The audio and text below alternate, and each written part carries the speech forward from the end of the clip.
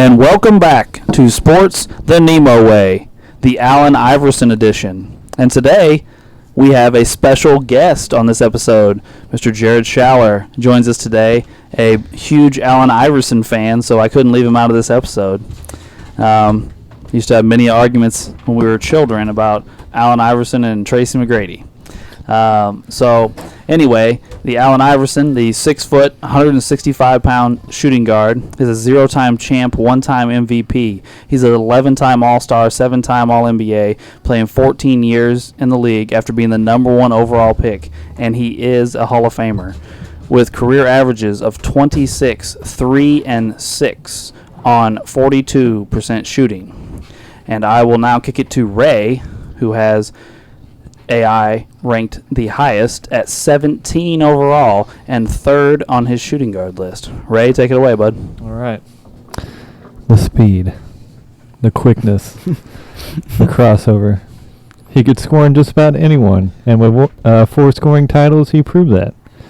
He came into the league and made a stop, playing a new style of game that no one was used to. Very exciting player, being 6 foot 3 inches shorter than Curry. Somehow he was a shooting guard. Crazy, I know, but I guess they figured out that when you don't really distribute and just score, you're really not a point guard. But let's not keep dwelling on these positions. Let's just focus on skill set. He could score on anyone, like I already said, but let's talk about the crossover. It was almost like watching a magic trick. Now you see me, now you don't. And if breaking ankles wasn't just a term for making you look like a bitch, he would have put at least 100 guys in the hospital. And we can talk about his rap career or finger bands or practice. You want to talk practice? But that's off the court shit is done. What is impressive is what he did on the court. And that's why he's on my top 50. All right. Thanks, Ray. Nice little opening statement there. Very colorful. All right. That'll kick us to Drew, who has him 21 overall and 5th on his shooting guard list. Take it away, Drew. Well, with how short Allen Iverson, we all know he's not 6 foot. We talked about that off air. And so for him to be able to do all the scoring that he did and still big guy standing in the paint most of the time, I would say that's pretty impressive, averaging 26 points for your career. He got MVP. I think one of the most impressive things was him carrying probably the Sixers to the finals that year. Obviously, they lost, but who was the second best player on his team, like Mutombo or Dikembe Mutombo? Yeah. So I mean, I thought that was pretty impressive. Who averaged 11 points in the finals. So yeah, I thought that was pretty impressive.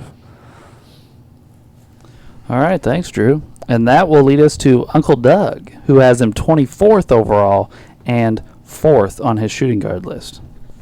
Yeah, AI, I mean, without getting into the exact numbers, he's ranked pretty high in points. His average is way up there. One thing that I didn't realize when I started doing all this research was how high he is on steals. He was a 3-time steal champ, along with being a 4-time scoring champ. He was fun to watch, and he the thing that you think of first might be the rant about practice, but whether he practiced or not, the man could play, and so I think he definitely deserves to be up there on the list. All right. Well, that leads us to Mr. Schaller, who does not have him officially ranked because he has not done a top 50 like the rest of us, but he is going to have him much higher on his list than Wade and I, so we just slotted him in here. So, Schaller, what's your opening statement on AI? I think he's one of the most controversial players, and people have a lot of different opinions about him based on all aspects. But when it came down to just straight hooping, the guy got it done with very little and did it with probably some of the biggest heart and grit moments that you can see out of a basketball player. And it's very hard nowadays to see someone who had that much passion and will to overcome big odds all the time. You don't see that anymore. All right. That'll lead us to me, who has him ranked 42nd overall and 8th on his shooting guard list. I'll keep it short and sweet with my opening statement. AI is one of 8 players to average 25 or more for 10 straight seasons.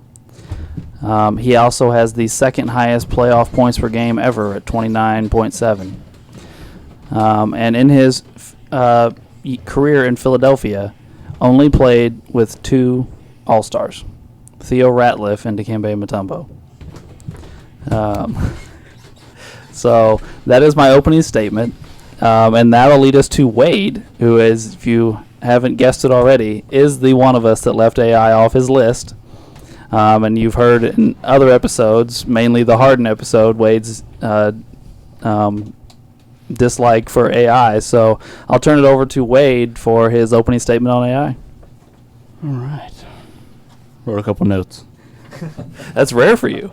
Yeah, first time I wrote notes down. He's opening up his notebook for the first time. Yes, it's actually You a workout notebook that says workout book on it. Workout book. But it has some Allen Iverson. Didn't you information on it. have an envelope one day with things written on Was it? that the I bank wrote, statement? I wrote a bunch of math. Wrote down a bunch of math on Harden and AI Okay. on an envelope on a bank statement. So when AI gets brought up, Yeah. He's passionate about AI. So So when he AI writes stuff I out. only write shit down with Allen Iverson. No, I think I wrote shit down with Kawhi Leonard too. But that's all right. All right.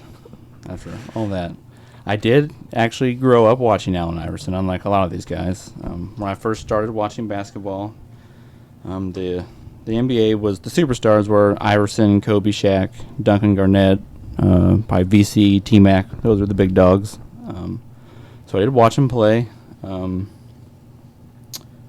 mean, a lot of the stuff like Schaller said and a couple of other guys, it's true. He had a phenomenal crossover. He played hard.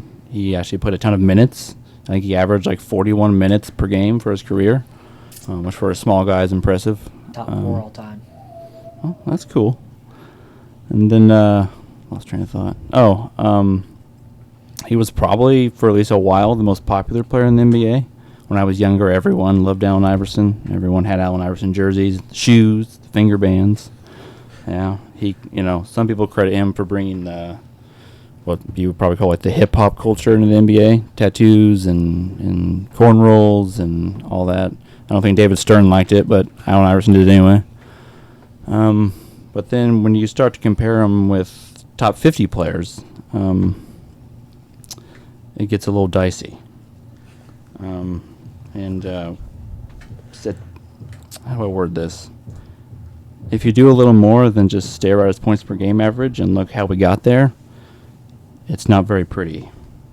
He kind of overall comes out at times looking like a inefficient ball hog that was usually the worst defender on his team, that didn't get along with his teammates or coaches, refused to take lesser roles for the benefit of the team later in his career, and had 1 year of team success.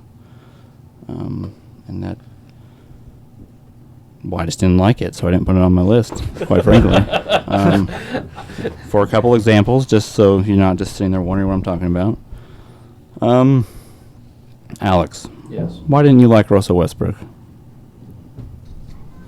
Well, his lack of success, the ball hog, Yes. some things you just said. High turnover rate, high usage rate, high usage rate, yeah. all apply to Allen Iverson. Yes.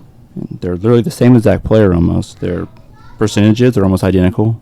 Both have led the league in turnovers multiple times. Both are high volume scorers, except one's the all-time leader in triple doubles and the other one has 1. So he's Russell Westbrook without triple doubles. If you want to argue, Russell Westbrook stat hunts.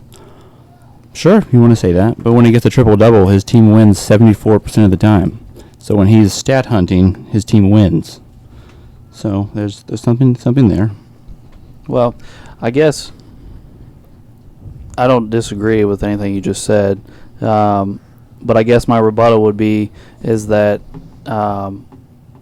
they play 2 different positions, and I have a different set of responsibilities for shooting guards and point guards, and I think I've said in past episodes that I thought the shooting guard position was the weakest position to have.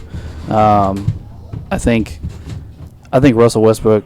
I don't think I've ever said this on air, but I think Russell Westbrook should have been a 2 guard I agree. for his entire career. I agree. He had no business playing the point guard, I don't think. But I guess that's a conversation for another Well, time. I just compared them because they're both shooting guards and point guards' body and have Yeah. the ball nonstop in their hands. Right. So they're very comparable. Then I have a couple kind of funny ones that I just found on the internet that I thought were quite funny. Do you know the difference between Allen Iverson and Monte Ellis? I don't. Monte Ellis is better from the field. Do you know the difference between Allen Iverson and Gilbert Arenas? I'm going to say field goal percentage. Gilbert Arenas can hit a three-pointer. I mean, there's lots of players that when they shoot enough can do what Allen Iverson did. Now, these players didn't have the longevity of Iverson. They had shorter peaks. Arenas ended up having some sort of knee problem or something, I think. But he had like a 3-year stint that was similar to Allen Iverson's. Monte Ellis wasn't as good as Allen Iverson. That was just kind of a funny one. Yeah, as I say, there's a 9-point difference between their career. But at points their per peak game. level, he averaged over 25 points per game. They have Yeah. similar rebounding numbers, similar assist numbers, similar percentages outside of field goal percentage. And So your argument of field goal percentage, and you're comparing a lot of people basically in the post hand check era, which basically means you can't touch anybody when they drive. Allen Iverson's prime almost all was in the hand check era. I don't know if that's true. What year? Okay, so let's do this. In his 5 seasons after the hand check era, he shot 45%, 46, 46, 48, and 44, which Okay. is basically as good as James Harden. Once he got in after the hand check era, What year was hand check done? 04, 05 was the first season that Was it that late? hand check was eliminated. Everybody forgets that he had to play through more contact at 5'10", 165 pounds than anybody in today's have to deal with. I mean, yeah, he's short, but in the long run, that doesn't really mean a goddamn thing. That doesn't really mean Correct, anything. but he's once he got after it, he has just as good numbers efficiency wise as your players that you're talking about. Your players just get to do whatever they want because no one can touch them. No one can touch him. Okay, in the past 30 years of basketball, well into the hand check era, there are, I don't remember the exact number, well over 100 players that have played at least 30,000 minutes in the NBA. So people that had good long careers. Guess who's second to last in overall efficiency level? Allen Iverson. He only beats one player in almost 30 years of basketball in overall efficiency. So I think there is a little bit to what I'm saying. Well- His overall efficiency level is not any good. What I this is literally a question. What is an overall efficiency level? I don't know what that is. Like you can take they either do like true shooting percentage or Right, effective right. field goal percentage, where it takes just a lot of that stuff into one percentage. I mean, I know what true shooting percentage is. I mean, I know what that is. The Yeah. true shooting percentage, they take in it's like field goals made, field goals attempted, your regular stats plus like turnovers, efficiency level, stuff like that. Wait, no, I'm thinking about win shares. You're like mixing like 4 stats in one. That's what a lot of this stuff is. It's mixing Yeah, a lot of but- the percentage. I was talking about win shares on Yeah. that one, not true shooting percentage. My bad. I lost my train of thought now. Oh, true shooting percentage is a combination of your free throw, 3-point, and field goal Yes, percentage. It's Yes. the 3 together. Yeah. Correct. Yeah. Sorry, I was talking about win shares on that last one when I started going. So over are stuff. you're saying he has the lowest win shares is what you're saying? No, his Or is- overall. Which one are you? I guess I'm just lost on which one you're saying. His efficiency, his overall efficiency level, when taken into account over all the players that have done 30,000 minutes over the past 30 years, he's second to last, only beating Jerry Stackhouse in overall efficiency. Jerry Stackhouse. Yes, it was actually his teammate at one point. That was a very Yes. inefficient backcourt. And they actually got in a big brawl in the in the stadium one time, and that's why they had to ship Stackhouse out of Philly because Yeah. they're like I think their entourages got into fights. like their entourages and them got in a big old brawl, and they had to decide which one to keep. I read an article on it doing this research. Iverson was younger, so they kept the younger one. Basically, that's what happened. Stackhouse was he had a weird career, kind of. He did because 2 seasons in a row in Detroit, he was averaging 30 points a game. I know, yeah, he led Yeah. the league in scoring. Yeah, one yeah, year. he was a Like scoring champion. 29. He could fill it up. And then his career just went downhill pretty rapidly. He stuck around. He was on the bench for guys, but I don't know how do you go from being back-to-back 30 points a game to bench player that barely plays 3 seasons later? I mean, Did he have knee trouble? I was I gonna think he say, had knee trouble. was there an injury or Yeah, I don't know what happened there. because I liked Stackhouse coming out of college. I was like, oh, Stackhouse is going to be a beast. And he started off well. It just went downhill. Wasn't he one of those guys who's really good at driving to the basket but couldn't shoot? Sounds right. Maybe. I don't really have about Jerry Stackhouse. a memory of him shooting a lot of threes, but that wasn't, again, a huge time for it. Not like today where... Yeah. Is that the end of your... Yeah, someone else can talk for a little bit. Okay. Well, I'll go ahead and say some more things. I have obviously I have AI on my list, but I have him the lowest of us that have put him on our list. So we have other guys on our list like Gervin and Dantley and Dominique and T-Mac and Vince and Drexler and Reggie and Ray Allen. I may have forgotten a couple that were big-time scorers but didn't have a lot of team success. But AI also falls into that category. But he's the only one of them with an MVP. He has the highest points per game, assists per game, and steals per game of any of them. He has 4 scoring titles, which is the same amount as Gervin and more than T-Mac and Dantley, who each have 2. Dominique has 1, and the rest of them have 0. He is tied with Gervin and T-Mac and Dominique for all NBAs, and more than the rest of those guys. And I know it's been brought up earlier, but it was hella impressive the way he drugged that Sixers team to a finals. I don't think there's any way around it. As I think maybe not Drew, but the rest of us all remember watching that. That was a crazy. I've watched the crazy championship year. video a couple times. They were the only one to beat the Lakers that year too. Not The series. Lakers, yeah, in the the Lakers, playoffs. yeah. In the playoffs, Yeah, the only The one that Lakers beat them. swept every team en route to the finals. And he scored like 48 in the Game one, he scored 48 and had like almost 10 Yeah, I went assists. to overtime. I'm pretty sure. Yeah. And then Tyrone Lue decided to play defense for us this series. I Yeah. don't know what the hell.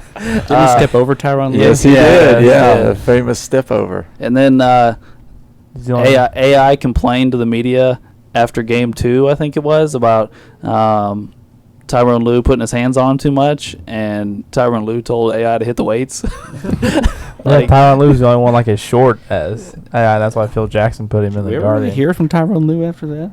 I mean, As a not coach. That's right, yeah. Coach. That's why he started As a coaching. player, yeah, As a Coach player, that's LeBron, his- yeah. But to end my little charade here, but I also have him at 42 and 8, quite a ways down my list past the rest of you guys. And mainly that's because of the things Wade's talking about. His bad attitude, his not getting along with coaches and teammates, his poor efficiency. Personally, I think AI belongs on the list because of his accomplishments and his size and durability, but I think some of his flaws throw him down my list ways. That's pretty much what I wanted to say. I don't know if anybody else wants to pick up where I left off. Yeah, I got a couple facts about him. One, he's one of 3 players in NBA history to actually average 26 and 6 assists. The only other 2 are LeBron and Jerry West. It's pretty elite company. He's top 4 in all time in minutes per game. That's pretty durable to be playing, averaging 40 minutes a game, and that is actually basically not even heard of anymore. The only people that actually played that was people back in the 60s and 70s, because everybody in front of him was Wilt, Russell, and Oscar Robinson. The 60s, yeah. Yeah, a long time ago. Points per game in the playoffs, he's right. I mean, he's 4 points behind Michael, but he's in second place. Also, he averaged almost 45 minutes a game in the playoffs when he played, which is basically playing all but 3 minutes in the playoffs. So they basically just didn't take him off the floor. He's top 10 in points per game in the regular season all time. He's at number 7 at 26.5. During Michael Jordan's tenure, he faced 983 different players. He outscored 982 of them. The only one he did not outscore is Allen Iverson. Allen Iverson bested him 27 points. Jordan only averaged 24. As a rookie, he's the only person to ever score 40 points in 5 straight games, which is another pretty good feat. And this can be debatable whether usage rates are good or bad, but he's the second all-time in usage rate. I think some people look at usage rate as not good. Some people look at it as better. So I could say other points down when you start looking at whether his team won or not. When he was used and shot more than 25 points, I think they were winning like 59% of the time. So, and it was lower when he shot less than 25 times. And the last thing I kind of want to bring up is just some great defensive teams or player. So Greg Popovich's defense against him, he averaged 28 points, 5 assists on 45% shooting against Greg Popovich. I think that says something about his offensive prowess, as well as facing Gary Payton, which you guys have had a show about him, about how they call him the Glove. Well, the Glove gave up 28 points per game on 45% shooting and 6 assists. So the guy is an offensive juggernaut. All right. Yeah, those are some interesting facts, Sean. I didn't know all that. I mean, I had a couple of interesting facts over here, but I didn't come up with all that. That was great. By the way, I did realize that earlier when I said he's one of 8 players to average 25 for 10 straight seasons. I didn't name off who the other guys were. The other guys that have done that are MJ, Shaq, LeBron, the Mailman, West, Dominique, and Durant. Sorry, I wasn't paying attention. What did you say? That feat you said? Oh, that he's one of 8 players to average 25 or more for 10 straight seasons. Oh. And I just named the other 7 guys, so we knew who they were. We've heard Wade and Jared go back and forth quite a bit. I've talked a decent amount. But the guy that has him ranked the highest has been relatively quiet. What do you got to say, Ray? Well, I think the reason I got him so high is just the way he impacted the game in a certain duration that when he entered the league. The way he just kind of took over the NBA. I mean, whether you want to, say yay or nay to it, he was kind of like the main star for a long time.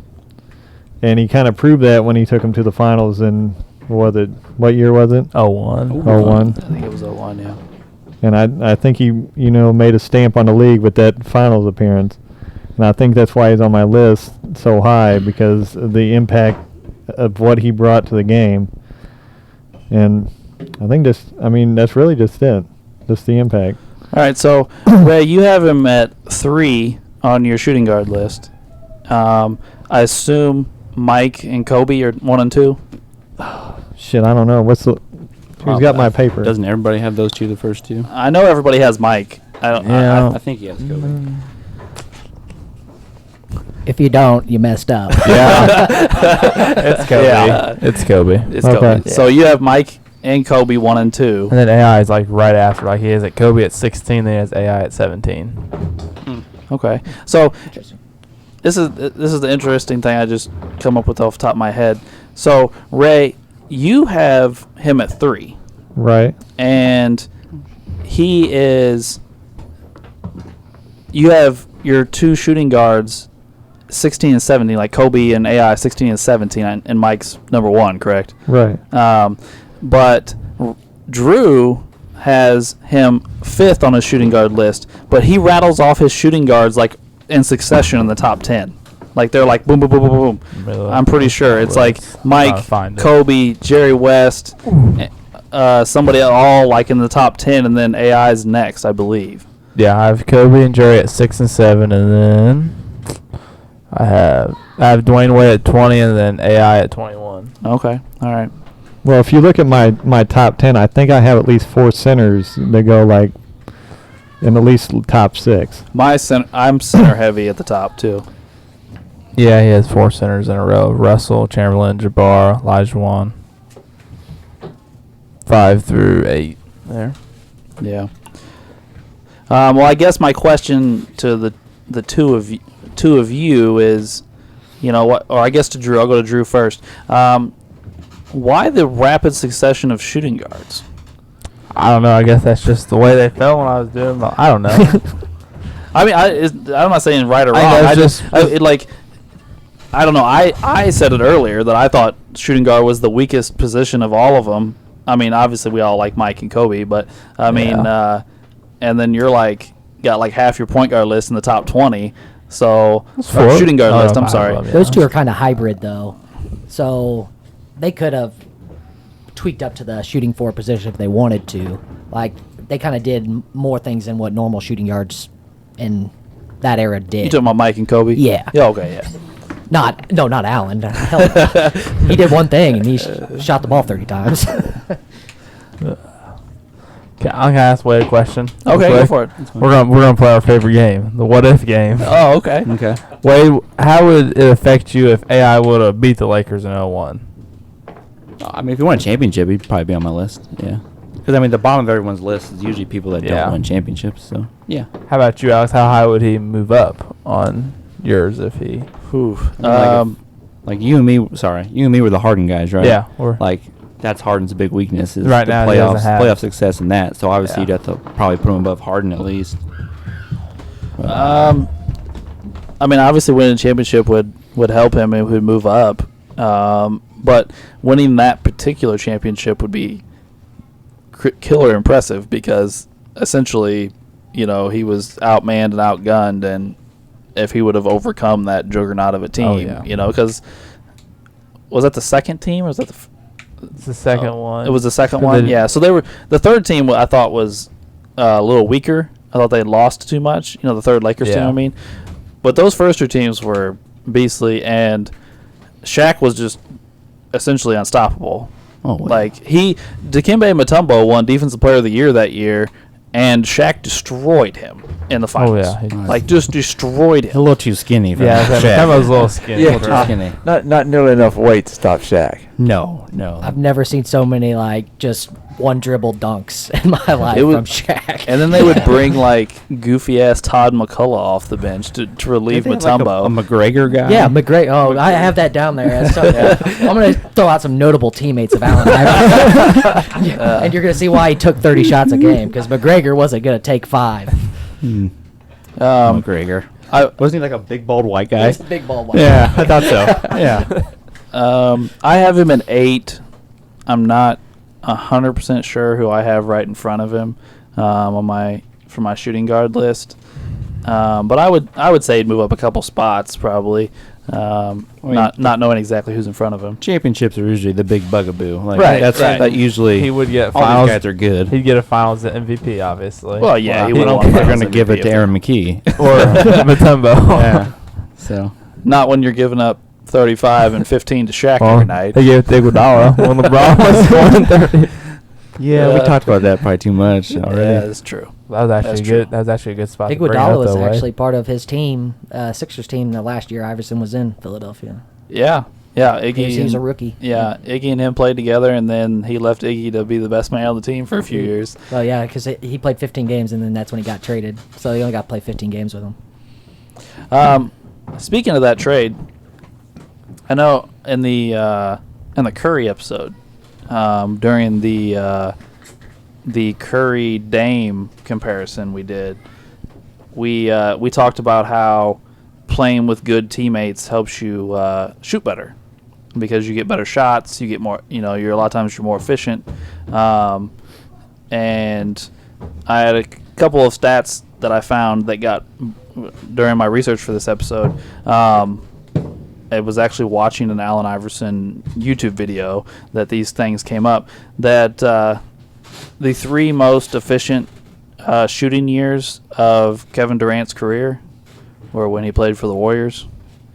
When he was, playing with other superstars that weren't Russell Westbrook. But the other thing is Allen Iverson in his 3 years in Denver when he played with Melo were the 3 highest field goal percentage years of his career. And over those 3 years, he shot 45 and change from He the had field. 1 year he's 48. Like, he almost shot 50% from the floor because Melo took attention. So then he actually got mid-range jumpers that weren't fading away from, like he's laying on the ground trying to get it off. I don't know exactly where you want to go with that, but I just thought that was interesting when he played with another star. He became more efficient. I mean, yeah, I basically, let's take Iverson, Kobe, Jordan, Wade, Clyde Drexler. Let's look at these stats. Iverson averaged 29, 6.3 assists, 3.7 rebounds on 42% shooting. Bryant averaged 28, 5 assists, 5 rebounds on 46% shooting. Then there's Jordan, who's almost 31 points per game, only 5 assists, 6 rebounds, and 50% shooting. And then Dwayne Wade's 25, 6, 5, and 49. And Drexler was 22, 6, 6, and 48. But let's look at this. Dwayne Wade had LeBron James in his peak, along with Shaq for part of it, and Chris Bosh. So that's a lot. That's a lot of help. Hall of Fame help. Then Jordan had Pippen, Rodman, Kukoc, Kerr, great, and one of the greatest teams of all time. Kobe had Shaq, Powell. I mean, Kobe had great teams in his prime as well. And then Clyde the Glide, he had Olajuwon, Clifford Robinson, Terry Porter. Then Iverson had Aaron McKee, Eric Snow, Matt Geiger. Matt Geiger. he had Dikembe Mutombo for 1.5 years, but that's far from an offensive player to help you. Right. He did have Tony Kukoc, but that's towards the end of his career. He had Keith Van Horn, and then Chris Webber. But in Chris Webber's 2 seasons with him, he shot 38% and 43%, and he was taking 20 shots a game. Was that Webber? Chris Webber. Yeah, that was post knee blowing out his knee. He just wasn't the same player, and they kind of clashed a little bit, and that is always a downfall of Iverson. He was a very passionate player, but he was sometimes hard to get along with because he was such a gritty person. Like, he just wanted to win. AI was clearly hard to get along with, but Webber had his problems getting along with people over his career too. So putting 2 together probably wasn't the smartest idea. But I thought that was interesting. Like, if you look at his numbers, he shot 42%, but that's a good idea of why he shot 42%. It's all on him. He is playing hero ball because he had to play hero ball.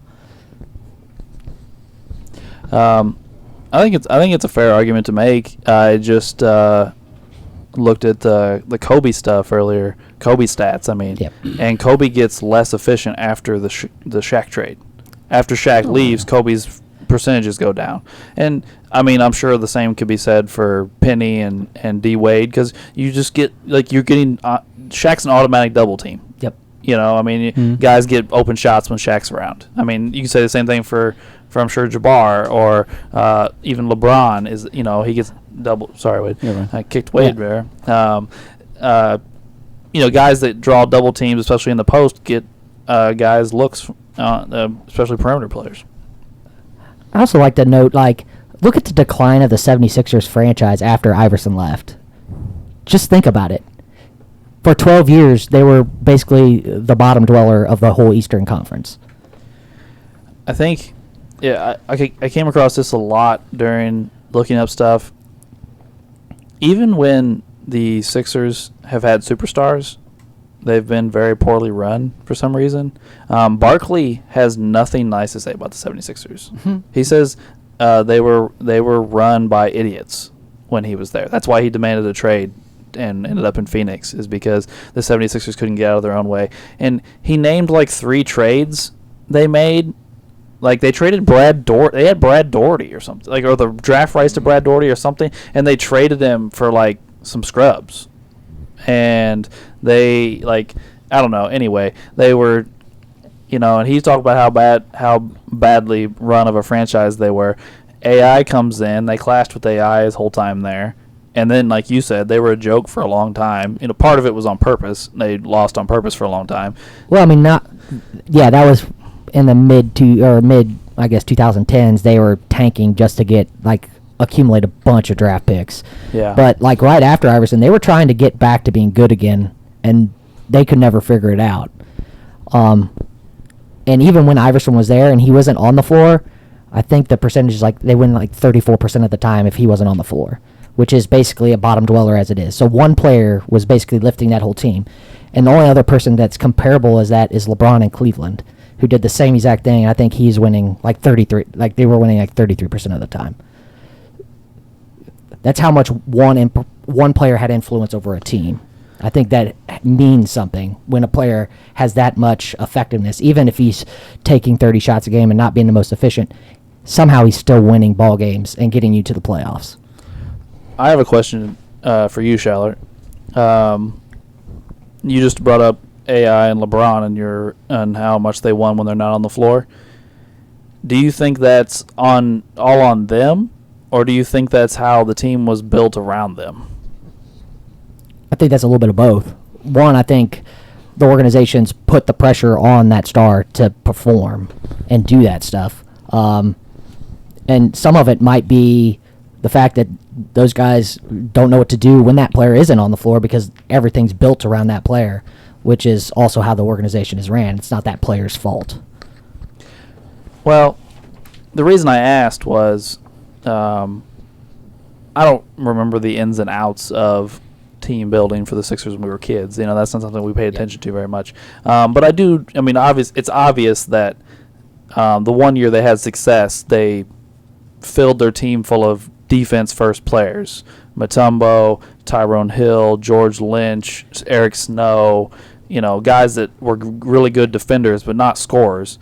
And I think with LeBron, everybody builds teams a specific way. You build your team with shooters, and he handles the ball. And I've always thought the reason his teams aren't success, like in the playoffs, everybody complains, well, the team sucks when he leaves the floor. Yeah, because those guys don't handle the ball, and then now all of a sudden they're being asked to create and handle the ball, and LeBron's giving them open shots all season long, and now in the playoffs he needs to just sit on the bench for 3 minutes to get a breather, and now they're like, hey, Kyle Korver, create your own shot, and they're not going to do that. That was just my thoughts on it. Correct. So, I mean, that is a front office issue, and probably more in LeBron's case than Iverson's. In LeBron's case, he had pull to do whatever he wanted in the front office and wherever he's been at. Yes. If he's got the guys, if they're losing because of that is partially on LeBron. In Allen Iverson's case, he did not have the pull in the office. If he did, that'd be a surprise to me if someone knew that. I don't think he had. I don't think he had. They're just let's make sure he doesn't fly off the handle. A lot of them, I think he got on a lot of their nerves more than him having. Well, I know him and Larry Brown clashed a lot. Yeah. But Larry has lots of great things to say about Iverson now, which I found very interesting. Well, I actually have a fun quote from, I'm trying to find it. All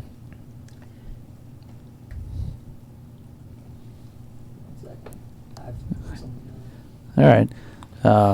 Schaller, you're on the clock. That's right. Clock. Just keep going. Yeah. So, Wade, you were talking about usage percentage earlier. Oh, yeah. Where is AI on the all-time usage percentage list?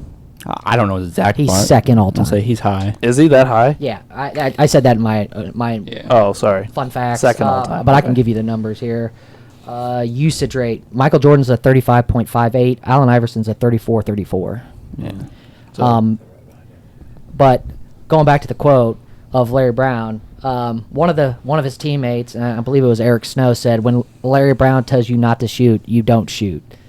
So he was actively telling players not to try to score because they weren't scorers. He was basically saying, "Run the offense and give the ball to Allen Iverson." Well, it was probably a smart move to team him up with another Hall of Famer that doesn't need the ball.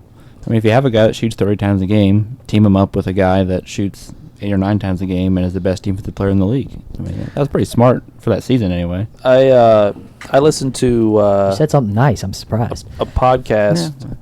Now I can't remember the name of it off the top of my head, but it's on the Ringer, and one of the hosts on the podcast is Raja Bell, and he was talking. His rookie season, he played with AI on Philly, and he's like, I was in the gym putting up shots, and one of the assistant coaches came over and said, "What are you doing?" He's like, "I want to be ready, and when they call my number, I'll be ready, I'll be hit some shots, blah blah blah."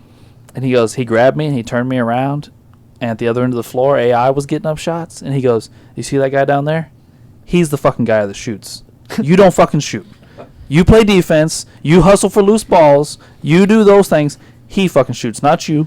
That's the way the team was built. Their whole concept was built around Allen Iverson and him chucking up 30 shots. Yeah. And I'm sorry, if you're playing just 40 minutes per game, running through cut screens, ball screens, every screen imaginable to get shots off and shooting 30 times, think what kind of engine you have to do. And if you're shooting 40%, I don't think there's very many players working the minutes that he would work and doing the things that he did would shoot 40%. I wish we had the TrackMan data from today's NBA when guys like AI played, guys like Reggie Miller played, guys that were constantly just running. Rip Hamilton, yeah. Because we talk about, they'll throw up some stat like LeBron ran 8.4 miles today in this game. But it's all ISO ball. Yeah. There's no offense. Like back in the late 90s, and they were playing, they were really doing cuts and screens and double downs. So he was running. I bet you he ran 20 miles in a game. That's what I was getting at. Is some of these guys ran significantly more than anybody I know in today's NBA. Reggie Miller ran off 8 screens of possession to try and get open. I just said Reggie Miller. I meant Ray Allen did the same thing. Rip Hamilton did that similar thing. We've seen guys that just are constantly in motion, constantly run on the offensive end of the floor, and not all of them sat on the defensive end of the floor and did nothing, so it would be interesting to see what type of mileage they were putting in during these games. And I personally think, though, that's why Allen Iverson's career, not that he had a short career, but his career rapidly declined very, all of a sudden he went from 25 a night to, probably shouldn't play no more. It's minutes and fatigue, his body, and he was small and taking some beatings in the paint. There's one time I thought Shaq ate him in the 2001 finals because he literally ran into him and he was just disappeared in that body. So I'm surprised he had as long as a career that he did. To be honest with you, there at the end, didn't someone ask him to be a 6th man and he said no, and it caused a bunch of problems, and he ended up just being out of the NBA? That was Detroit. I was gonna say it was Memphis, but you might be right. It was Detroit. Well, those are the last 2 teams, so it's one of the 2. Well, they said 6th man, and then. But there was a whole bunch of issues with that coach, and Rip Hamilton also had issues with that coach. It was a whole thing. Both of those 2 were on their way outs on their career, and both of them kind of were asked to take lesser roles, and they were both saying, "Well, we're better than the other players you have, so why are we taking lesser role?" So that's the end of that dominant Detroit team, right? Yeah, and it was just basically a dysfunctional mess at that point. Because I think Ben Wallace had left and went to Cleveland. Yep. Cleveland or the Chicago, one of the 2. That was the year before that they shipped Ben Wallace. Was the year before? Yeah. And then Chauncey and Allen Iverson traded for each other. Yep. And then, Rasheed, Tajon and Rip and Rasheed might still be there, but that's the end of that team that made 6 straight Eastern Conference Finals or whatever. 2 finals teams. But at that point, they were washed up too. They were all older. They had their run. Definitely. To be honest with you, that Pistons run is actually hella impressive. The amount of. I wish they just would have won more than one title though. It was a really good team. I agree, but that was more of a definition of a real team than. It was legit 5 good players. I was gonna say they're one of the only teams ever to win a championship without a superstar. They had a lot of all-stars, just no superstars. That was the Atlanta Hawks from a couple years ago, all-star picks. The team itself is really good, so they just start picking a few of the members to make the all-star team. Mm-hmm. But Ben Wallace did just make the Hall of Fame. So Yeah, Ben obviously just made the Hall. probably I don't think she does. Definitely No. not Tayshaun Prince. I don't think Rip does. Billups, I don't know what his career numbers are. or Chauncey probably has anything. the I don't best know. chance. I don't know if it'll happen. I don't think he'll make it, but yeah, he's the only one that has a shot Yeah, in but my the- mind. But to be honest with you, it surprised me that Ben made it. He had Weak so many year. defense awards that I think that What do you have 3 or 4 defensive player of the year awards? yeah, I and think- every all defensive team, and he had no offensive stats whatsoever. But He had that like 5 or 6 year stretch where it was like 12 to 15 rebounds a game and 3 blocks and like a steal or 2 too. I still wouldn't have put him in the Hall of Fame. But Yeah, it was with zero offensive stats, I think that's kind of hard Well, nowadays. It but depends on the year. Sometimes they're just crappy years for all sports in the Hall of Fame. They just don't have a lot of great guys coming up that Yeah. year for eligibility. He snuck in, is what you're saying? Oh yeah, that happens all the time in all sports. You get all kinds of guys that sneak in. Yeah, well, then you have the opposite right now with baseball, who has screwed around and backlogged it so much, where you have guys not getting in. That you're like, these guys are clearly Hall of Famers. Why are they having to wait 4 and 5 times to try and get in? I don't know. Hall of Fame stuff's weird. It is. Well, we've ignored the Laker fans for a while. So, Uncle Doug, what you got for us? Well, I was just going to ask Wade a question. Yeah. We both have Reggie Miller on our list. Yes, indeed. Right. I think I have him 9th. I think you have him 10th. Yes. Okay. So, when you look at their numbers, Mm-hmm. Reggie does have a much better shooting percentage. Indeed. But when you're talking 6 assists to 3 assists, Mm-hmm. AI out-rebounds Reggie. 3.7 to 3. Out-steals him 2.2 to 1.1. And then outscores him by 8 points. Indeed he does. Indeed he does. So how do you get Reggie over AI? I'm glad you asked. I wrote that down. Okay. Oh, well, there we go. Yeah. And AI has an MVP Right. and Rookie of the Year. Well, we can talk about the MVP too if you want. Oh no. I'm not gonna go crazy over the MVP because people that maybe don't necessarily aren't the best player that year often don't win it. So that's a whole nother debate. We've talked about that with the Derrick Rose MVP and other Right. stuff. But Well, anyway. yeah, we've talked about MVP several times about how Yeah, the but- best player doesn't always get it. Yeah, so MVPs or whatever. He had a good year, so it's whatever. But all right, my overall point with Allen Iverson was, I know he scores a lot. I know he's had some great moments and great years and all that. I'm not saying he shouldn't be in the Hall of Fame or anything. But his overall inefficiency, his lack on the defensive end, overall effectiveness isn't up to par with certain other players, in my opinion. Like I said, I know he played a lot of minutes, like Schaller said, and his scoring stats are through the roof. And I would agree, earlier in his career especially, his teammates weren't very good. But a lot of the ways he played, even later in his career, I often thought he was often a detriment to his team, I thought, than being a positive. For an example, when he goes to the Nuggets, he does have a good regular season, like Schaller says, but then he shoots them out of the series in the opening round, shooting 37%, and they lose in the first round. And then the following year, or the year after, I don't remember which one, they trade for Chauncey Billups, and they go 2 rounds farther in the playoffs, just swapping one player, and that player is Allen Iverson. Allen Iverson has in defensive box plus minus, not even a positive number. It is negative 0.2. Reggie Miller's, I don't know what it is, because I don't really technically know what goes into the box plus minus, the whole thing. But Yeah, I don't know. overall, I would take Reggie Miller on the defensive end over Allen Iverson is my point. Box plus minus is what your team does when you're on and off the floor. Okay. So it's like, what if your team is defensively or offensively better with you on or off the floor? Okay. And So- then, yeah. So I'm almost- one thing I do want to say is the Yeah. first year you are correct. Iverson did shoot him out. He did go Mhm. to a second one with them, Was it the and second one? and he was actually lights out. He shot 48% from the floor. It looks like he I just averaged looked that up. I 20, don't 24 and know. a half. He averaged 4.5 assists and only 1.8 turnovers. That's pretty good on the second time. The first time around, I have no debate. You're correct. He did shoot him out of the playoffs. But in 07-08, he was actually one of the most efficient series of his career, even though they were out in the first round. I mean, my overall that might be true. My overall point was. I mean, his playoff. I'm sure you have it pulled up. His Yeah, overall this is- percentage in the playoffs is right at 40%. Yeah. For his entire career. So I think efficiency and being able to play a little better defense, and I lost my next train of thought.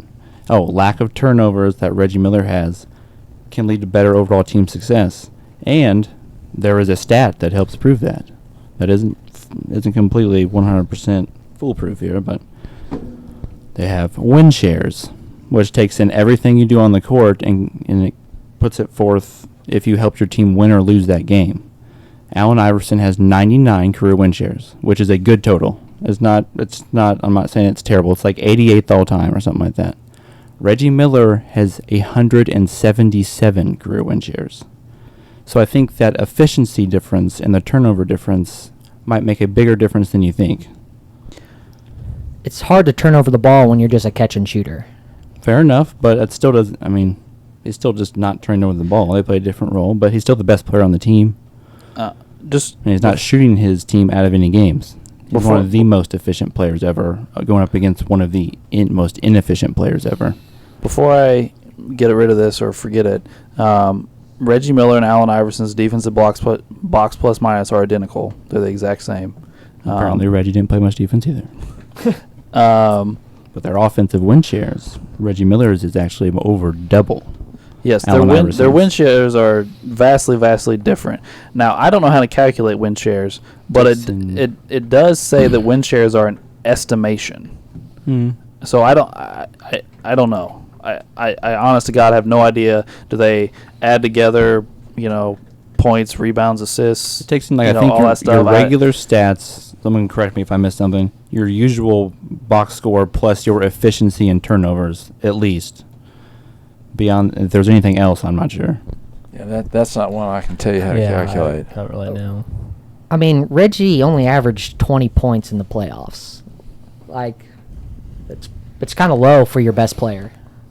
No, I mean, that could be true, but 20 points at, I think... 40. He shot 48 from 2 and 39 from 3. 39 which from obviously 3. Iverson's not a three-point shooter, and he didn't take a ton of attempts anyway.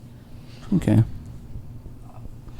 Sorry, we're trying to look up how you calculate win shares, and we're not getting much answers. It makes no sense what they put. So I'm going to keep looking. Sorry. Yeah. Win. I thought I got a... Whatever you guys find will suffice for me, because I have Sounds no right. idea. I didn't either.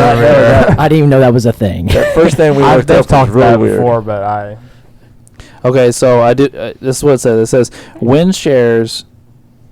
Okay, win shares have to do with team wins also. Yeah, so if towards winning. if you win 60 games, your team it triples that, so 180, and then divides out the 180 between its players. Mm-hmm.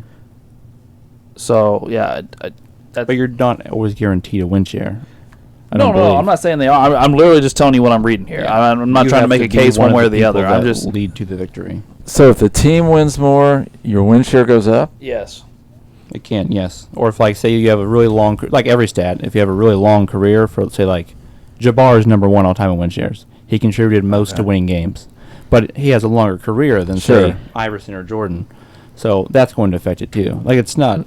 That makes sense. Yeah. I mean, it also makes sense that Iverson's is a little lower because his team was booty. Yeah. No, I agree, but it's almost double. That's the, like, that's a bit I mean, much. Indiana had like 4 or 5 years in a row where they were basically the best team in the East. They were good there for a while. Yes, we were. I'm not gonna lie to you guys. Like, I'm getting more and more into this, and this looks really complicated. Like, there's a lot of numbers here. Like, I'm just gonna take the L on that one, but like it's calculated points produced, so it's adding together what you score plus how many points come off your assists. So you have to know whether there are 2s and 3s, and then you have to know how many possessions you use to get those. So Then it just takes in everything you do. Pretty yeah, much. like I'm like there's so many more things to say right now. Like but I don't even know what all of it means so far. Like, trying to read through it on the fly here. Like, calculate marginal offense for each player. What that okay, even- so what's that even marginal mean? offense is equal to points produced, league points per times points, league points per against points per possession on the league average, and then Okay. Win shares is disqualified. If it's that complicated, it can't mean anything. So you're looking at what you produce compared to the league average, and then you do the same thing only in wins, and that's how you end up with your win shares through some math. You lost me a while ago. Sorry, I'm really just trying to. Crazy. I'm really just trying. Yeah, and he's the math major. I'm just. Yeah. Yes, listeners, we are educational too. Yeah. We're trying to be. I swear, we're all educated. It looks like it starts with calculate points produced, and they estimate points produced. It's not evidently what you score, but I'm not sure whether they're getting that number. It doesn't say everything that goes into points produced. So like if I don't know. Like it's really weird. Obviously, we're not going to have win shares for older players because we don't have all this data. Right. We don't have video for all their games, so we can't even estimate it. They like Russ. Well, Chamberlain's like top 5. Chamberlain's on the list. Is he? Yeah. So I mean, he was in the 60s. Let's. I think my trivia question is going to be, how do you calculate win share? Don't you dare, Drew, ask that question. See, find the sum of estimated turnovers for the players on the team. What do you mean estimated turnovers? You either had a turnover or you didn't. Well, and then before the late 70s, they didn't keep track of turnovers. Yeah. So what do you do with that? Multiply the team's turnovers by the player's share. I don't know what that means. So you're multiplying the total turnovers by the player's turnovers? Dude, I'm working on multiple pages of shit you got to do to find your win shares. This is crazy. I'm starting to think this is just a made-up statistic to piss people off. And then you got the players' modified points. Just put every stat known to man field on goals this page. times 1 minus the team's assists divided by the team field goals. Yeah. Plus 1.5 times field goals times team assists divided by team field goals. I would say we plus do 1 times free throws plus 0.5 times assists. That's one calculation. One number in the calculation. You got to do all that. I would say we do a player, but we might be here a while. 3 hours from now, we'll be like, we know what LeBron James' win share is. And we Wow, we went down a rabbit hole we just need to get out of. Yeah, this is wow. We're all confused on win shares. Okay. Yeah. So Wade's So- debate about win shares is now thrown out because none of us understand. Because it doubles Allen Iverson. That is a bunch of crap. We just like to pick on you, Wade. All right, well, we'll try different routes. We can't do win shares. Wade gets to apparently. lose a trivia point. No, just because No, I I'm beating thought it was a fair everybody's point. ass in trivia doesn't even take away the point. You are doing that. That's Yes, true. you are. Okay, we'll try a different route, Schaller. We'll try No. I thought it was a fair point. It was. different route. I'm Okay. Try to think where we left off on our actual conversation before win shares. Okay. All right. So when we're talking about Reggie Miller, my overall point was the way he played, I thought, helped the team more than the way Allen Iverson played. Pretty much what I was getting at. And win shares, I thought, was somewhat of a way to show that. But apparently we don't know what the fuck that is. But All of us, you included, don't know what that is. did you understand anything he said? No. So this is just a question. How many times did Reggie make the finals? I don't know. One. Once. And who did they lose to? Because I know he doesn't. Lakers. Lakers. It was the year before. Yeah. Right. Yeah. Because, okay, correct me if I'm wrong. Maybe I am completely wrong here. Reggie made the finals with Jalen Rose and Rick Smits. Mark Jackson. and those guys. It was Smits, Jackson, I'm drawing. Rose. We had Mullins. We had Old I think Mullins. we had Austin Crozier on the bench. Oh, okay, yeah. That team made the finals and lost to the Lakers. And then it was 4 years later was when the Malice in the Palace happened, and they were supposed to be really good that year. Yeah. That was our title that team. was They Jermaine got fucked O'Neal, over. Steven Jackson, Ron. They didn't get fucked over. They did what they Well- had, like they did it. If we look at the tape Miller's on the old documentary, it was beer can guy that fucked us all over. beer can guy's an asshat, but Ron Artest went up there and beat up the wrong guy. This is true. And he doesn't feel bad. And Steven Jackson decided, fuck it, I'm going to do it too. Just ran out there and started swinging. I have more respect for Steven Jackson because at least he went out there to defend his teammate. Like, his teammate at that point had, like, Yeah. 4 guys fighting But him. at the same time, like, you're watching one of the dumbest things ever done, and you think, I'm joining in. I don't think that's a... Yeah, it was both as dumb. But anyway, I'm not trying to get into that whole argument. But Reggie was on both those teams, what I was trying to say. Yeah. Yes. Reggie was on a loaded team that had lost in the Eastern Conference Finals the year before to Detroit, the year Detroit won the finals. And then the Malice in the Palace happened. And then That's before all... Well, here, let me like, say one Reggie's more. older during a lot of that, correct? Like, Yeah. the Mouse and Yeah. Palace Yeah. is his last year. Yes, But it then is. the years Last year. before that, he was losing to Michael in the Eastern Conference Final, so he still had good teams then too. But... Well, let me say one thing who with was the his best 2000. teammate? Let me say one thing about the 2000 team. It's not like Reggie had a loaded team of shooters. We had Chris Mullins was on the dead end He of his made career. your list, by the way. Don't we, Chris Yeah. Mullins? He made your list. It was Chris Mullin averaging 9 points a game. And, On like, the end of his Antonio career, Davis. it's not like he was like, "Oh yeah, I'm scoring 30 points." Well, fuck no, you're coming off the bench. And then you got Jalen Rose, who's a mid-range shooter. It's not like He he's was- a killer shot. Wasn't he a rookie? No, he was on. He got drafted to Denver. And then he went to Toronto, and like So he played good. Honestly, I thought No, Jalen no, no. Rose was the best player on the team. In that year. '98, he was a rookie, or I second-year actually player, agree I with thought. that. Jalen Say- Rose was actually played better than Reggie. He played I thought good that year. I'm lost on what year we're talking about. We're talking about Anyway. the finals year they lost to the Lakers. is what Oh, we're talking I about. want to ask Sorry. Ray a question since he's a Reggie fan. So did you pick Iverson over Reggie? No, yeah, I picked Iverson over Reggie. So as a Reggie, so what was your thinking between the two? Well, I mean, Reggie's good, and I mean, I've had a lot of biased opinions on this list that I've created, but Iverson took probably more control of the team. But with that said, I put Reggie on the list because of biased opinions, but also not because of shooting, because of his other aspect to the game of psychological warfare. Because you come at Reggie, he's not, the best at everything, but he can knock you off your fucking pedestal and shake you, and then he just kill you on the shot. Iverson can take you off, drive on you, score here, score there on his own. Reggie can do that, but they had the offense set up to help him score the ball. So, I mean, tis for tat here.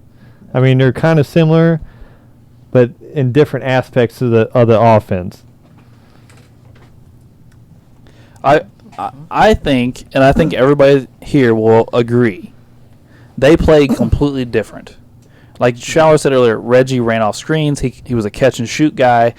Yeah, every once, he did create some. I act like he didn't do anything, but he played more like Klay Thompson, where he was catch and shoot. He was a spot up guy. Ran off screens, did all those things. 2.5 assists in the playoffs per game. I mean, he's not helping other people score. And AI had the ball in his hands. He was going to affect the possession, and whether you score, whatever he did. Allen Iverson was playing then like most guys play now, like LeBron plays, like Harden plays, like Kyrie plays. A lot of these guys where it's I'm gonna isolate, I'm gonna hold the ball, I'm gonna decide what happens in this possession. Iverson was playing then like most of the league plays now. And even when he wasn't doing that, they were running plays for him to get the ball to do something. Yeah, I got a question for you, Alberta. sure. We're talking about high usage rates, guys. Like Yes. in the Westbrook episode and the Harden episode, and you and me got into like an argument about assists. Oh yeah, And you said assists someone can be selfish. is there really a difference between Iverson's assists and Westbrook's assists? No. And Okay, that's the point I was trying to make. No, I agree with you. Like, I agree with his you. assists aren't really making people better. It's because he's already shot 18 times in one half, and he's getting triple teamed and just dumping the ball. I look at Iverson's assists like I look at Westbrook's assists. Okay, that's what I was looking Because I think if you have the ball in your hands all game, every game, you're gonna walk into 5 or 6 assists a game. Like I really believe that. Like you're dropping the ball off for a guy to dunk. You know, whether it's Steven Adams, whether it's Kendrick Perkins, whether it's Dikembe Mutombo, Theo Ratliff. You know, these guys are all defensive anchors that you drop the ball off to, they'll dunk it for you. And yeah, you're going to kick to some shooters at times.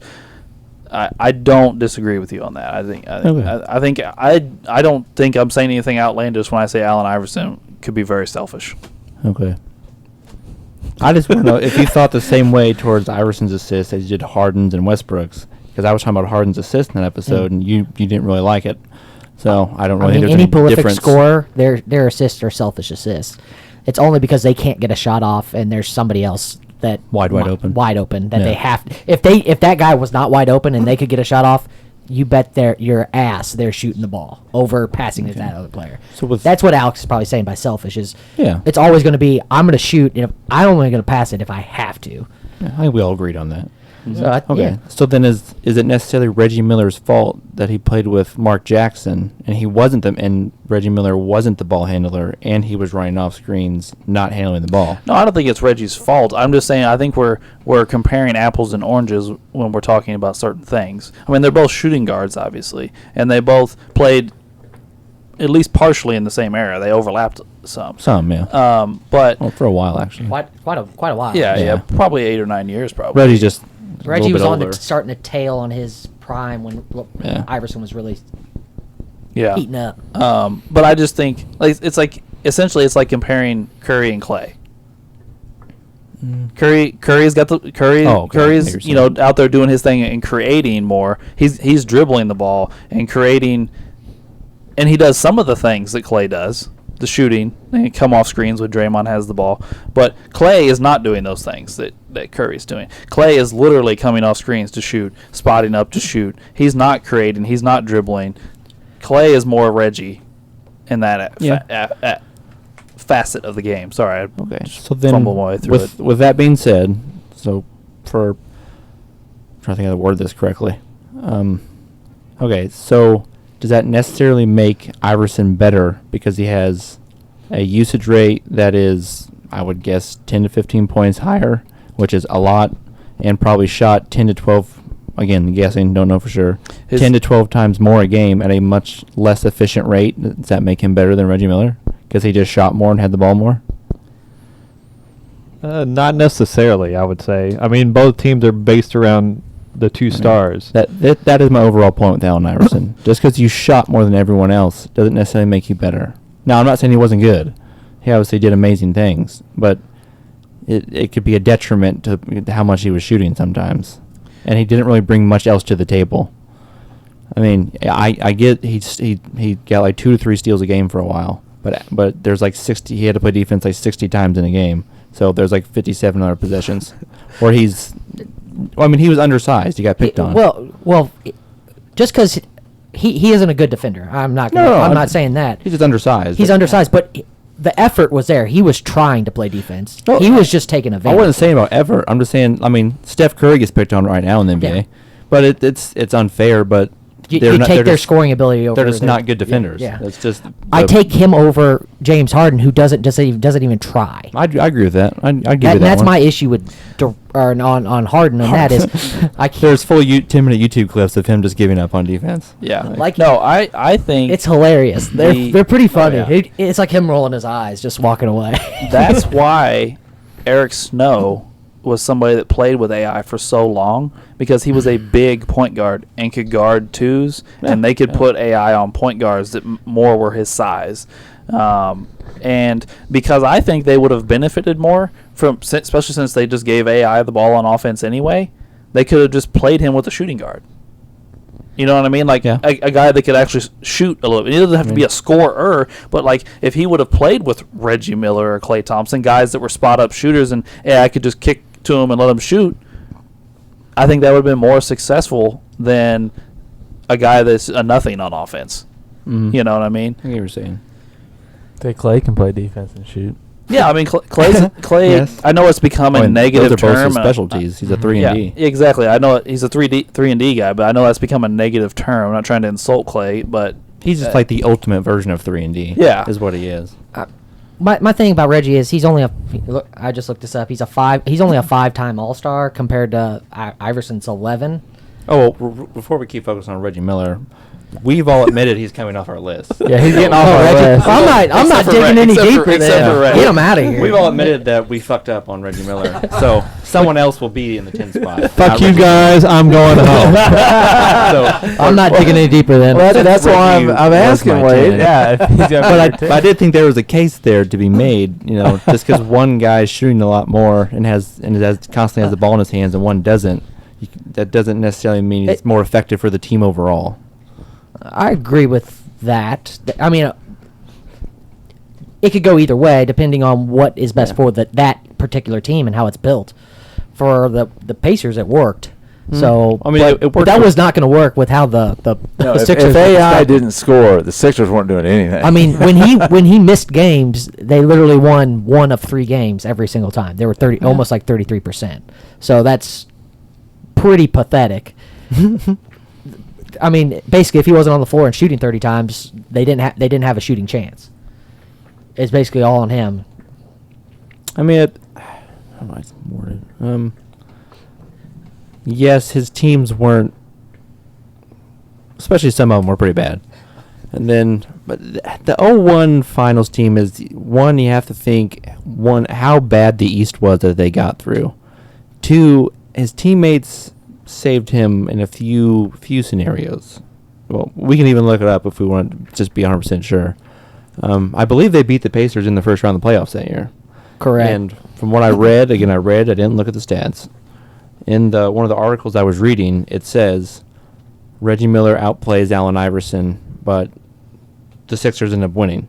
Then they go and play Toronto, where, again, it's Vince Carter's team. Vince Carter's second best player is probably fucking Antonio Davis. They're not any good. And again, it's just a giant battle between AI and Vince. The article says Vince outplays him. Again, I don't know the stats. I don't know that for a fact. And then his team, but again, his team wins. I can't talk. I'm sorry. And then they go play Milwaukee, which is one of those giant controversial ones. You know what I'm talking about? The yeah, free throw they talk about the disparity. free throws. There's they end up shooting like 60 more free throws than the Bucks. Which, if you want to talk about refs, you can bring that up in numerous things. I mean, in all fairness, unfortunately, this is the height of the Tim Donaghy era. So like, this is an era, unfortunately, that most of us grew up with. We saw these things firsthand. They're very fresh in our mind. Uncle Doug saw it as well, but it wasn't like his introduction to the NBA. Drew missed a little bit, but like, there is a handful of huge playoff series here where at the time we can all say we were watching it going, man, the refs are screwing people, man. And then Tim Donaghy comes out and starts name dropping series. And we've brought multiple of these series up. I mean, in the C-Web episode we talked about the C-Web Lakers series, Well, I which think we was talked another about- Tim Donaghy I ref think we series. talked about it last week, maybe. Just like we just mentioned about the 0-2 with the Kings and Lakers. Well, 'Cause that's real quick, my overall point wasn't, yes, you can argue about the refs, but that wasn't actually my point I was just trying to make. The point, like, for example, in this series, just because this one specifically talks about his performance in the Bucks series, so I can actually tell you really what happened, not just what the article says about who outplayed who. In Game 1, he scores 34 points, but he shoots 13 of 35. In Game 2, he scores 16 points on 5 of 26 shooting. Game 3, he didn't play. Game 4, He didn't play. apparently it says he missed the game. Oh. Game 4, he scores 28, but it's on 10 of 32 shooting. And then in Game 5, sorry, I lost track of where I was, he had 15 points on 5 of 27 shooting. And they won a good chunk of those games where he's shooting like that. Now, the last 2 games, he does get much better. It is more efficient. But, like, one game is, like, low 40%, and one game is close to, again, mid to high 40s probably. But overall, that shooting percentage is probably in the mid-30s. But he wins the series. So his team did help him out maybe more than you think that They're season. playing. I mean, those are some low numbers for him to end up in that whole playoffs to averaging almost 33 points. So he must have some really big games in there to counteract those. Well, I mean, in that series, he has a 34-point game, a 28-point But game. a couple 15s and a 16 really Yes. drag your numbers down. I wonder what happened that he was out. I wonder if he Yeah. was hurt part of the series and got better as it went along. Or But even in that entire playoffs combined, he shot 38%, but he made the NBA Finals. How can you say that a lot about a lot of other superstars? I mean, I think his team helped him out a little more than you think. They did have the Coach of the Year, Defensive Player of the Year, and Sixth Man of the Year all on his team that year. So I'm not saying they're a great team. I'm kind of saying the East sucked that year more than anything. And then he playing Ray Allen's Bucks and the. Yes, and the Bucks were the best team they faced. They had Glenn Robinson and Ray Allen and Sam Cassell. I'm trying to think. But that's also the one where you can say the ref thing. Well, where yeah, they shot because there was some TikTok. because there was like Oh Jesus! they Here shot we go. like- I haven't said it in a the while. TikTok. No, it was in game 3 or game 4 of that series. It was one of the Bucks players. He just shot free throws for the first time. that Glenn whole- Robinson didn't shoot a free throw till game 5. Yeah, and he's the that's second it. best player on the team. and it was like 14 technical fouls to 2, or maybe not 14, like 12. I think it's in this article I'm looking at. Hang on. Yeah, I remember seeing the TikTok that says, yeah, Glenn Robinson did not shoot free throws till game 5. Sorry, I'm looking something up too. So I guess I have a question for the general public here. In that year, that 76ers team that made the finals averaged 94 points a game. Which in today's NBA would make you dead last, and Oh, yeah. you'd be laughed at like a That was bunch of chumps. hand check era though. They could play defense. Want to hear the funny part though? Before you continue, that's almost what the Knicks averaged in the playoffs this year. I think They averaged the like Knicks averaged like 89 or something like this. I thought it was maybe like 98. 98. So they literally in today's era almost averaged that in the first round of the playoffs. That's how bad the Knicks were in offense. But if you average 94 points as a team, and Iverson averaged 31 of them, that's almost a third of your team's points every night. And you got to take in I think he was averaging at least 6 assists that series. So that's Probably. another. You're taking almost about half. But and they were. I think Who they was were the the second leading fifth. scorer. I believe it was Ratliff? Dikembe Mutombo. Was it and it was Ratliff? like 12 points. per Theo game. Ratliff averaged 12 points per 12. game, while Mutombo averaged 11. And Aaron Right. McKee averaged 11. And then Eric Snow was like 9 and 7. 9 and 7, yes. And then the rest of the team didn't score. But they were the 5th ranked defense that year. Mm. So they were that really was good. that was their job to play defense around Allen Iverson. And I mean, yeah, I believe they they succeeded. they did let's see. Until they ran into the juggernaut, the Lakers. No, I don't think anyone was going to beat the Lakers. Rather if Allen Iverson had a little more help or not. They I were don't their think they would've won. defensive rating was 5th in the league. That's what it says here, but I don't have like The thing I saw in the article was that they were 5th in the league that year. So yeah. So that's yeah. yeah. So the supporting cast was doing what they were brought to do at least. And I also think, just kind of a fun fact, this is the only team I think in NBA history that had the MVP, Coach of the Year, Defensive Player of the Year, and Sixth Man of the Year all on the same team And didn't win. and didn't win. Correct. I think they're the only ones to do that. I think. Arguably, that's not Allen Iverson's best year either. The year after that, it should have been his MVP year. Well, he had. And then that year, someone else should have won it in 01, and he should have won it in 02. Well, the big argument with a lot of those years is Shaq's the most dominant player in the NBA at that time. He should be the MVP every year, but He only has you can't one. do that in the NBA. He still should have got more than one. I'm not gonna lie. Yeah, Shaq he should have more than he one. should have. He should Yeah. be.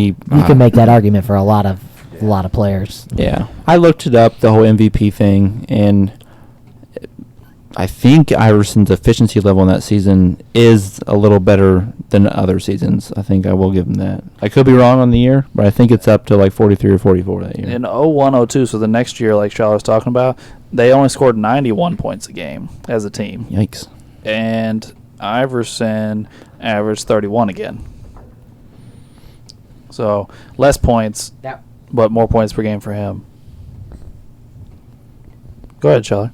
No, that the year he's talking about was the year he was a little more efficient. The next year he was less efficient. Less. Okay. Well, I tried to figure out what I thought his best years were, and I came out with 05-06 being, I thought, maybe his best year. Is that Nuggets? No. No. No, That's a that's- Philly year. Yeah, but it's a He Philly. averaged 33 that year. 33, 3 and 7, 2 steals. Obviously, he didn't block any shots. He shot 44.7 from the field that year, 32 from 3, 81 from the free throw line, and he had 3 turnovers a game. I mean, 33 points a game on 44% shooting. That's a pretty solid season for him. And he averaged 43 minutes in the regular season. That is outrageous. He's older than too, isn't he? Starting to get in his 30s. He was 30. He was Yeah. age 30, averaging 43, and I think that's the most minutes he. Nope, he's had 1 year of 43.7. But the year before that, in 04-05, he averaged 30 points a game, 4 rebounds, 8 assists, 2 steals on 42% shooting. I mean, he had a couple pretty gigantic seasons there that are better than the year he won the MVP, is what I'm saying. Yeah. I don't know who won the MVP in 05-06. I have no idea. I guess I should look that up. But I thought Nash was one of those. Maybe that's a little. Nash. you know what? Nashy. Nash might be one of those, yeah. Sounds Oh, about Nashy right, poo. honestly. Old Nashy poo. Oh, nasty poo.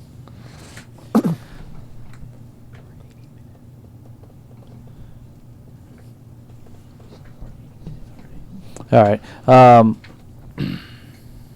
It's I'm trying to make sure I get 05-06 MVP is Steve Nash. Is that the one where Shaq says he should have won? Because Shaq says one that he claims he should have won one that Nash took from him. He always talks about it on TV. I think Kobe talked about that too. Maybe because I think that the first year he goes to the Heat and he turns them around and he still has pretty good numbers that year. Yeah. And he always claims Nash stole his MVP. Looks like the Some of vote, the stuff Shaq voting. says. Nash finished first in the MVP. LeBron second. Dirk third. Kobe fourth. Chauncey fifth. Then Wade, Elton Brand, Tim Duncan, Tony Parker, Allen Iverson, and Sean Marion tied for 10th. Oh, so they're talking about Elton Brand. I'll tell you something funny. Oh gosh. Here we go. Oh, well, I didn't go into detail after we discovered that we don't know what win shares are. But I listed players that have more win shares in their career than Allen Iverson, and some of them are pretty funny. And one is Elton Brand. Elton Brand, one of my favorite players ever, has more win shares. Tyson Chandler, Andre Miller, and AC Green all have more win shares than Allen Iverson. Andre Miller. He was actually a good point guard for a while. Yeah, Good I point like guard. Andre Miller. You know what? I'm trying to remember most of those players, but a lot of those players played a long time. Like Tyson Chandler. Chandler's still in the fucking league. He's still playing. Yeah. And he that came out of high school in If like win shares is 2001. taken in count your actual wins, and you've been playing for like an extra 15 seasons than do you- Iverson well, played, yeah, like, you might pass Do you him. accumulate win shares being Tyson Chandler right now? If you're not playing, I don't think you can. 'Cause, like, he just it breaks sits on it the up into bench. 3. If When you're I not, s- if you're not one of the top like 3 contributors, I don't think you get a win share. I When don't I think see him, he's always 'cause it just breaks it up standing into up like, thirds. Correct? Is that what I said? Yeah, let me look here. All right, let's not go down that Yeah. win Tyson shares Chandler has hole. more win shares than AI that by How 3. many? How many does Tyson Chandler have? Well, 102. Oh, So it's a whole lot more. I was just listing players that you wouldn't think have more win shares than Allen Iverson. I'm not saying they're better than Allen Iverson. It was just shocking to see some of those names up there.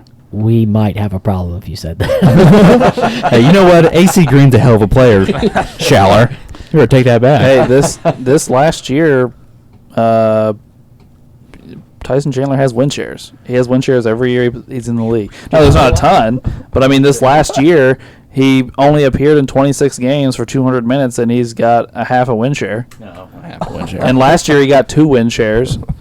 So, I mean, like, he's still accumulating win shares, whatever they are. And- Well, if you Well- play on a good team like AC Green played on the Lakers for a long time when they were winning, you probably racked up quite a few. I think Andre Miller played forever too. Andre Miller did, yeah. Andre Although- Miller played. Yeah. I mean, Elton Brand played for 17, 18 years, I think. Probably, but a lot of that was coming off the bench, probably getting a half a win share a season there at the end after the torn Yeah. Achilles. Yeah, that's Now, true. before the torn Achilles, he's probably tearing it up. I mean, he's a beast. But All right, well, do we want to move on to our closing statements here, gentlemen? All right, well, let's well, who wants to go first? Ray or Wade this time? I guess I can go first this time. All right, go for it. Well, I mean, I think I've said most of what I was trying to say. I mean, he obviously scored a ton, got a lot of steals, was amazing for his size and played a lot of minutes. All that is true. But I just thought overall, between his lack of defense, being undersized, and his efficiency level, it could affect his team negatively more than some other players. And although we probably shouldn't have spent as much time on Reggie Miller, since we already admitted that none of us are going to put him on our fucking list. That's not true. Ray is not keep on his list. Okay, except Ray. You're damn right. For nothing. So me and Schaller were having a conversation about Reggie Miller and Iverson when we've all said we're taking Reggie Miller off the list. So I probably should have brought up like T-Mac or someone who's like my number 9. But it's too late. But or let Alex and Jared talk about T-Mac and AI. That would have been fun. But anyway, I know he's had some efficient seasons. I'm not trying to say he never did, but it's a proven fact. He's one of the most inefficient players over the past 20, 30 years. I think I even read a stat where he is one of the least efficient MVPs in the history of the NBA, and he didn't play in the 60s. Or maybe I think that might have been over, again, the past like 30 years or something like that. So yeah, it really is the inefficiency in the defense and not doing much else besides the scoring. Being famous for scoring 30 points on 30 shots, I don't really think is a positive thing. That's my opinion on Allen Iverson. Fair enough. So I guess that comes to me, who I think was the closest in this argument to Wade, having him quite a ways down my list and such. But like I said early, I think Allen Iverson did some great things and and is deserving of a list. I'm not as high on him as the rest of you all. He's a little bit quite a ways more than double the ranking for some of you guys. So there is that part. I do think Allen Iverson can become overrated at times because of his immense popularity. He was the most popular player in the NBA for a long time. He would have the most jersey sales, and he would win sellouts. They do that thing every year, like who has the most sellouts on the road when they show up in a city, and Allen Iverson would win that every year. Allen Iverson was just so immensely popular and captivating. Everybody wanted to go watch Allen Iverson play because he was so exciting, and he was 5'10", and it was ridiculous. But he also had a great career, and I think he's deserving to be on my list. Uncle Doug? Yeah. 11-time All-Star, 7-time All-NBA, 4 scoring champs, 3 steal champs, MVP, Rookie of the Year. Yeah, I feel like he definitely needs to be on my list. Drew? Well, you guys have basically just said everything. All the stuff my dad just said. He did at the quite height of 5'10", 165. I don't see myself doing that, 6'2", 190. Just saying. So Are you sure? I'm pretty sure. Even though you think I can beat Bob Cousy, Wade. I was going to say, do you think Wade could beat Allen Iverson, or do you think Drew could beat Allen Iverson and get one-on-one? Oh no, that was just Bob Cousy. That was just the one guy. I'd have to agree with you on that. No. I think I would score on him, but he would. Allen Iverson was I don't. actually more efficient than Bob Cousy. I'll give him that. He Bob was. Cousy shot 37% from the field and like 32% during the playoffs. I think he's more efficient than most of the old guys we talk about, like really old Yes. guys. So Iverson gets to nod on Bob Cousy. Bob Cousy is top of the hatred list right now. Yeah. Where was Bob Cousy rated for some of you guys? He was the second point guard for him. He's in the 40s on For me, Ray, Bob Cousy's at 11 overall. I think. Interesting. And Wade thinks I can beat Bob Cousy 11-2 and pick up basketball. Yes. The height would get him. You need the height. I don't think he's totally off.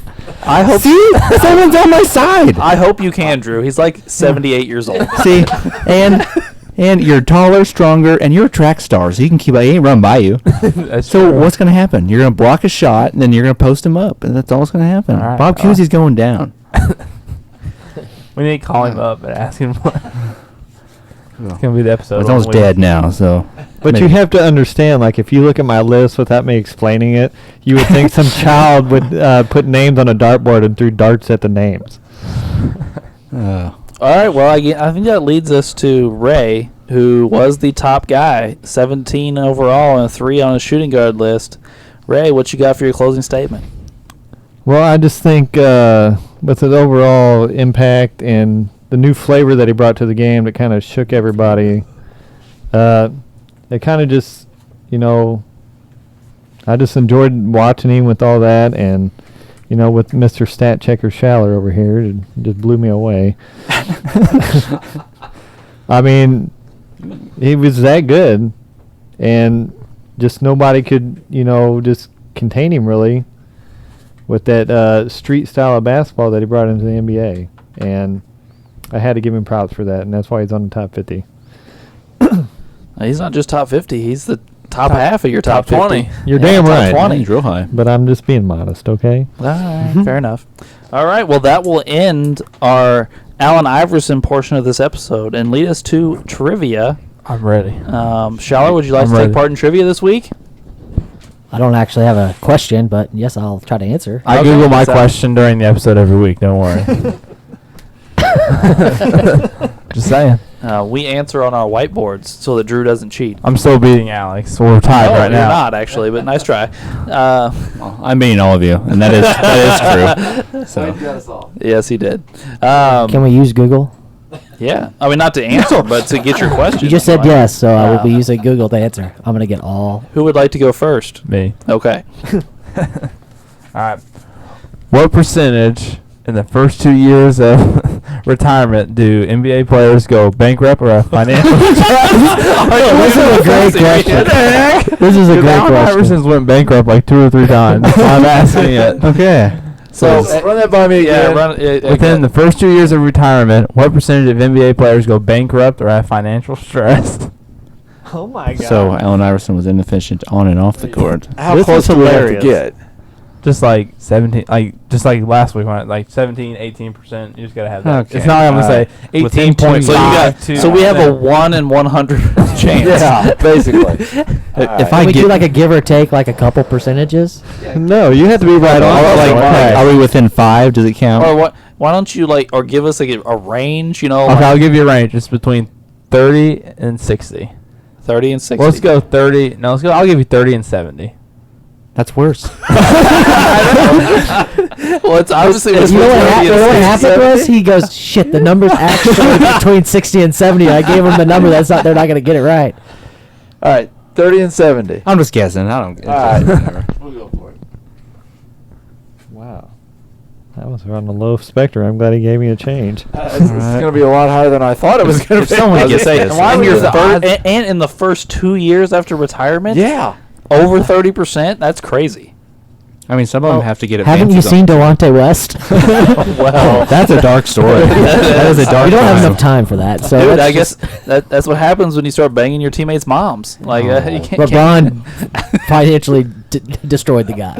Hey, they wanted it, Anyway, All right. what's I got my answer. I got a number. All right, let's see him. I put 55%. 48%. 61. 38. 55. 60. 60. Okay. 60% of NBA By players what? file for That's bankruptcy insanity. Wait, and in the first 2 and years. listen to the NFL one. Oh, I bet it's like 75 or something. 78. 78. That's a lot. Like, That's crazy. stop buying fancy cars. I mean, can't you Dude. get like a financial advisor? When Scottie Like- Pippen filed for bankruptcy, and when they went 'Cause to he got divorced like 3 times. inventory his stuff, he had 2 private jets. Why would you possibly need more than one? The maintenance on one's enough. he ain't Jordan. I don't know what he's trying to do.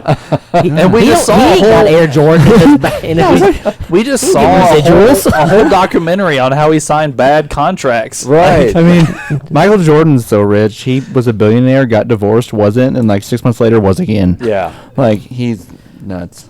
Who would like to go next? I'll go next. Which active player has the highest career winning percentage?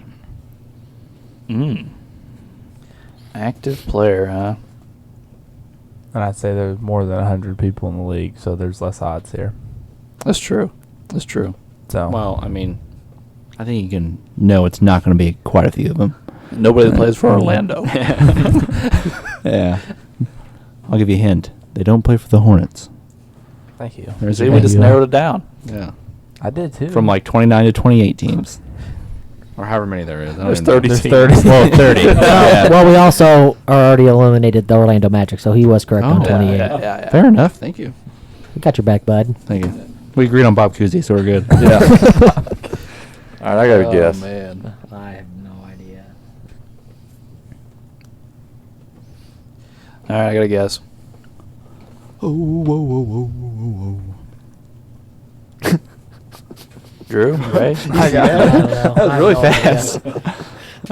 Everybody got theirs? I got it. Okay, let's see. I put Kawhi. Okay. I said KD. KD. That's That's really small. LeBron. Okay. I said Harden. It is Kawhi. Oh, Alex moves ahead of us, Drew. Yeah. Yeah, I was like, Wade's got a smirk on his face. This is going to be fucking Kawhi. It was the highest ever, but it went down like a percentage point or two this year, and now Magic Johnson is back to being number one all time, and Kawhi's Yeah. number two. But All right. Who wants to go next, gentlemen? I got one. Okay, AI was number 9 on the, or number 15 on the all-time steals list. So I was looking over the steals list. At number 7, you have the first non-guard. Who is that? I have my answer.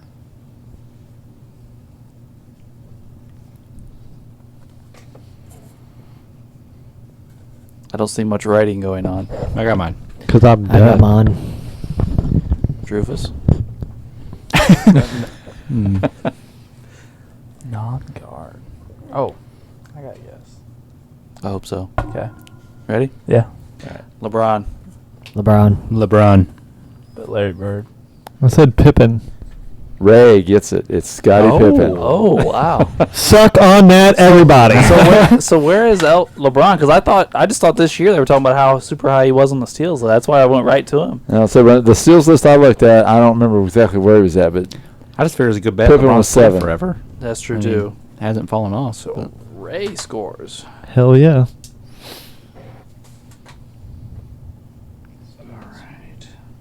All right. Who would like to go next? LeBron is 14. I will go. no. All right.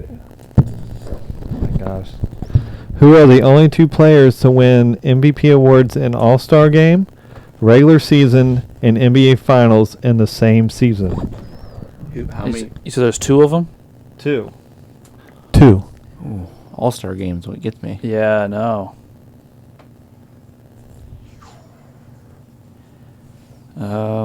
Damn.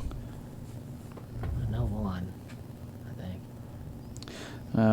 I got my guesses.